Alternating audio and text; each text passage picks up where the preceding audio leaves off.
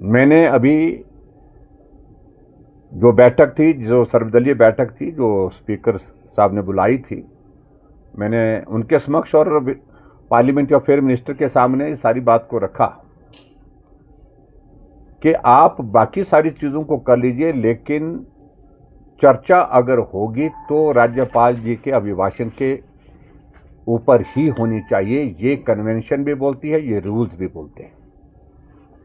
लेकिन वो आमदा हुए पड़े हैं कि रेजोल्यूशन होगा, और रेजोल्यूशन होगा तो उस पर चर्चा करने के लिए भी उनका मन नहीं है, और सीधा उसको प्रस्ताव को पारित करने में हम बिना चर्चा के तो सवाल ही पैदा नहीं होता। तो इसलिए हमने कहा कि आप मुख्यमंत्री जी के साथ जाकर के पुनः बैठ लीजिए, और बड़ा विपक्ष का सभी सदस्यों का मानना है कि सरकार के कहने पर सदन की मर्यादा, हाउस के जो हमारा जो कन्वेंशन है, जो रूल्स है, उनको तार तार होने नहीं दिया जाएगा।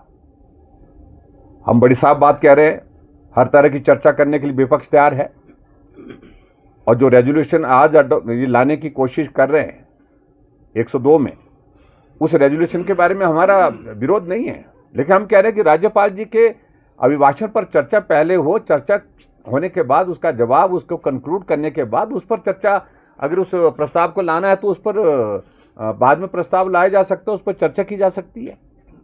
लेकिन इस प्रकार से कभी आज तक हिमाचल प्रदेश के विधानसभा के अंदर नहीं हुआ है, जो अभी करने के लिए प्रयत्न किया जा रहा है, और इस पर हमने अपना ऐतराज जाहिर किया है। हम सदन के अंदर भी इस बात को कहेंगे। हमने ऑल पार्टी मीटिंग में जो अभी बुलाई थी उस पर अपनी बात रख दी है कि इस पर पुनः विचार करिए। हमारा विधायक दल एक मत है कि महामहिम राज्यपाल जी के अभिभाषण पर जब तक चर्चा समाप्त नहीं होती तब तक बीच में और कोई चर्चा नहीं होनी चाहिए। सर, लेकिन रेयरेस्ट केसेस में है, एक बार हाउस एडजॉर्न किया गया था, वो सिर्फ एक ही सूरत में किया था जब कोविड चला था, और वो भी विपक्ष की सहमति से किया था।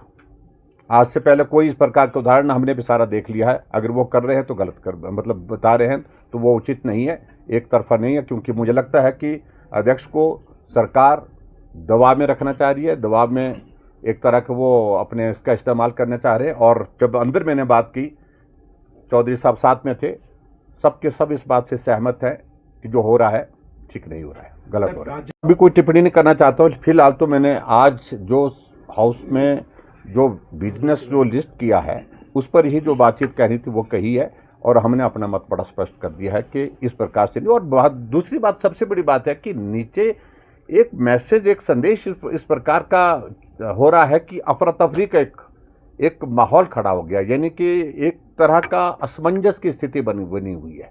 अब आप अंदाज़ा लगाइए, विधायकों को ही मालूम नहीं है कि वो प्रश्न, वो 15 डेज एडवांस नोटिस होता था हाउस को समन करने का, उसको भी इन्होंने कहा कि रूल में प्रोविजन है। अब सारी चीज़ों को तार तार किया जा रहा है। आज विधायकों को यह मालूम नहीं है कि उनके जो प्रश्न दिए जा रहे हैं वो प्रश्न लिस्ट होंगे कि नहीं होंगे, उनका जवाब होगा। जो नोटिस दे रहे हैं कब वो नोटिस लगेंगे कि नहीं लगेंगे। और आगे बढ़ करके अभी तक ये स्थिति नहीं हो पा रही है। ये हाउस सिर्फ 16, 17, 18 तारीख को, उसके बाद सैनेडाई एडजॉर्न होगा, या बीच में एक टाइम पीरियड के लिए वक्त के साथ जो है वो इसको दोबारा हाउस को समन करने के लिए नोटिफिकेशन होगा। क्लैरिटी ही नहीं है। बजट कब होगा, डिमांड्स कब डिस्कशन होगी, बजट पारित कब होगा, इन सारी चीज़ों को लेकर के क्लैरिटी नहीं। एक एक पूरा शेड्यूल, पूरा महीने का, पूरा 15 दिन 20 दिन की जितनी भी सीटिंग होती थी उसमें एक एक चीज़ क्लियर होती थी। इस दिन जो है राज्यपाल अभिभाषण जी के पर चर्चा होने के बाद जवाब दिया जाएगा, इस दिन पारित होगा, इस दिन जो है बजट पेश किया जाएगा, इस दिन तक चर्चा होगी, और चर्चा के बाद जो है इस दिन बजट पास होगा।